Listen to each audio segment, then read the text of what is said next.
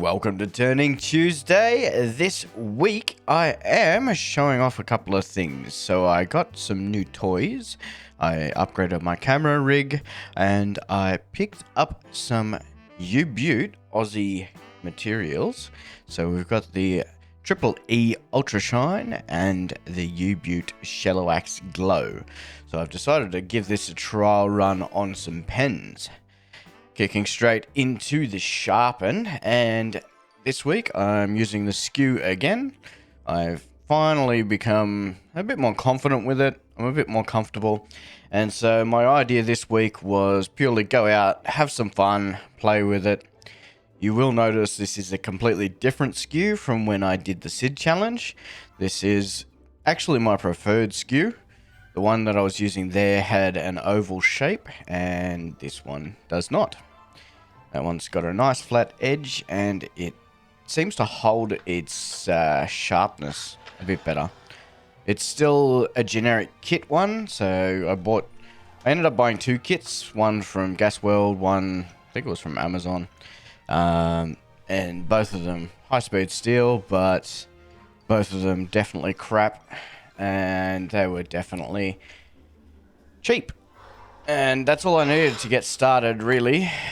Couple of cheap tools. The only expensive tool that I do have is the bowl gouge. I do want to upgrade over the next 12 months to get some better stuff, but at this point in time I'm happy with the skew. So this week I'm turning a red mallee burl, and as I said, using the skew. So came in with a quick run there. So what I'm doing is listening to Sid's instructions of start at the ends and get it to round. So I had an epiphany that I'd been forgetting something that I learned many years ago of raise the handle while cutting with the skew. So after the wand video, I knew I wasn't doing something right, and I wasn't entirely sure what it was. So I went off, I watched Richard Raffin's stuff, I watched Glenn Lucas, I watched several different YouTubers and famous woodturners around the world, and watched their examples, and I was like, Now, I just stopped the lathe there because I wasn't sure what that line was. I'm pretty sure I applied a little bit too much pressure from the bevel of the tool, and ended up getting that weird shine there. Anyway, don't really care. Moving on. So yes, as I said, this is a very almost bird's eye burl. It's a very curly burl and has some beautiful texture to it. So you'll notice here I'm just using a generic planing cut, and I'm going very light using that bottom third of the tool. But you will notice coming up that I try a few other things.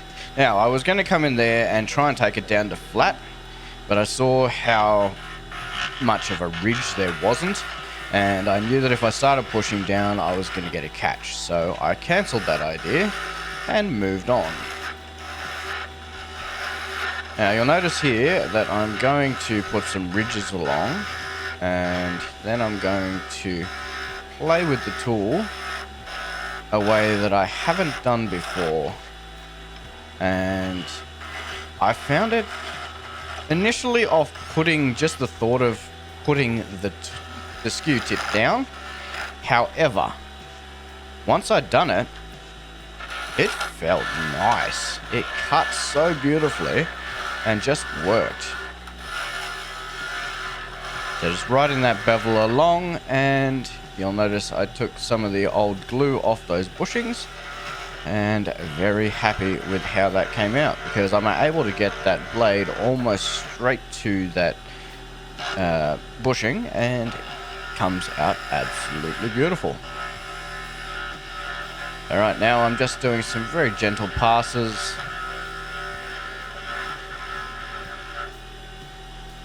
And then I'll have a quick look and see what's going on. I'll just show off these shavings that came off. They were absolutely gorgeous. Nice, light, fluffy, extra curly, and beautiful. Alright, so I'm coming in with that nose again. I did get a catch there because I was not riding the bevel correctly.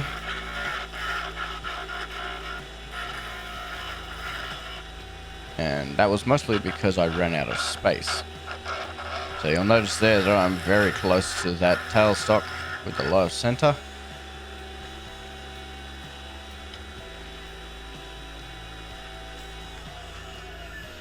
Coming in for a quick look here. And, oh, look at that beautiful curly wood. Now what I'm going to do here is just check the height of the tail and top. And I realize that they're not quite there. So I'm just going to turn it back on and smooth them out and bring it right down to the bushing. I want this as perfect as possible. And then I realized that created a little mound in the middle. So I'll just take that out and we should be right to move into the sanding.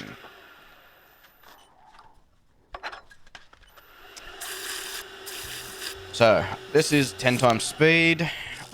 Even at 10 times speed, you'll see I didn't spend very long on them. So I've gone from 150 through to 600. And then I get some round discs out, which is 800, 1000, and 2000. Now, the reason I did this is because the instructions specifically say that the higher grit you go in sanding, the better the Triple E will work and the better it will come out. So here's the Aussie invention, the U-Butte Triple E Ultra Shine. And this is a friction polish or friction abrasive. So you get a little rag, you put a little on, you turn the lathe on, and it works as sandpaper effectively, but going to an ultra shine level.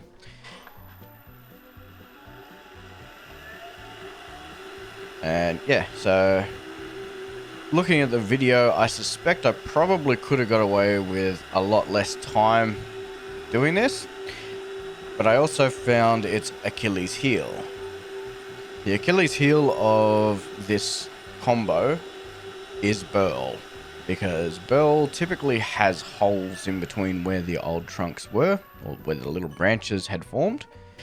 And unfortunately, you don't get a perfect finish doing that. This was a beautiful finish otherwise, and yeah. So now I'm moving on to the shallow axe, giving it a really good shake, because that's what the instructions say to do. I am listening and reading the instructions. I've watched a few videos, and so I'm going to put some on a rag and put way too much on a rag. And then I'm going to go for it. Now, I don't blame the finish for the imperfections on those holes. It's something I should have realized, but it's definitely something that happened. So, yeah. I've applied it with the lathe stopped. Now I'm turning the lathe on, and the whole point of this is you want to get it nice and warm because that allows it to finish.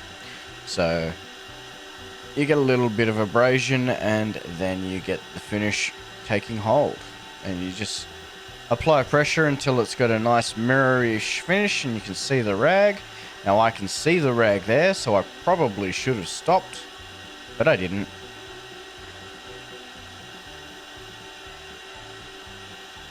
It didn't start catching, so I wasn't overly worried about it. I thought if it dried up too much, then it would probably grab the towel. And I thought at that point I will have gone too far. And technically, being a play piece, I was trying to push it too far and see exactly what would happen. You'll notice here I'm having a look because I noticed the weird inconsistencies caused by those holes, the little gaps in the burl. I was a little bit disappointed in that, but at the same time, that's on me. I should have backfilled them with a little bit of glue or something. So in the instructions, it says if you get some streaky lines and stuff, go back with some Triple E and hit it again. So I tried that. Same thing happened. Yeah.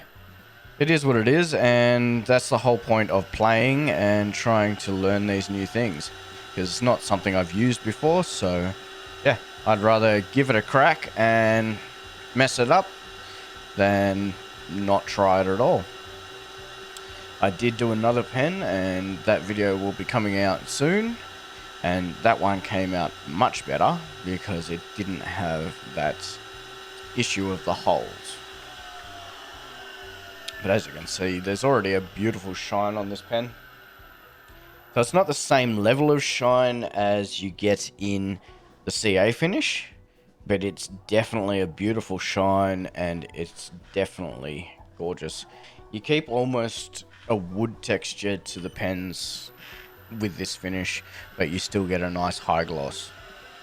It's not a full high gloss, but it is a high gloss. I suspect if I put a second, potentially third or fourth layer of this on, as the more layers you put on of shellac, typically the higher gloss it goes. So there's going to be a bit more experimentation and find my exact finish, but this is just a single run with a single layer to see how it would go.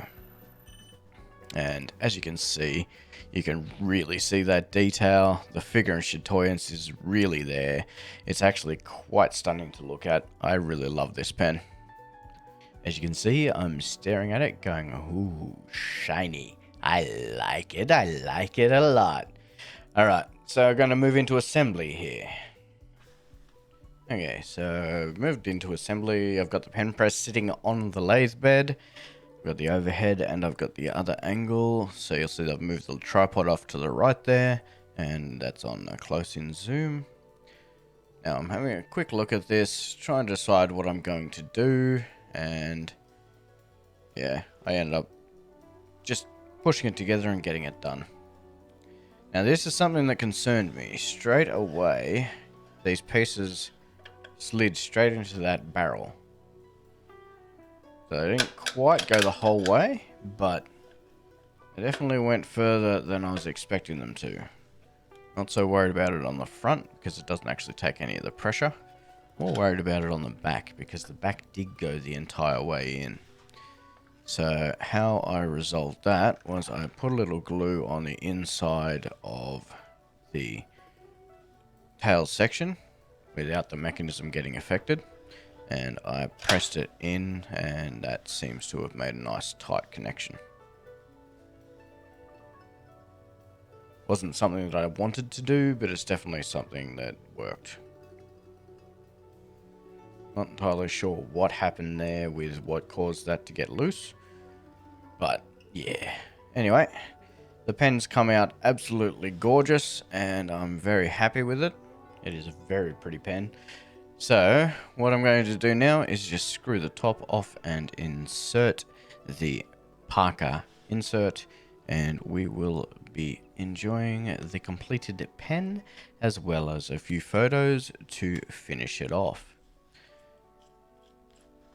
So that's now screwed together.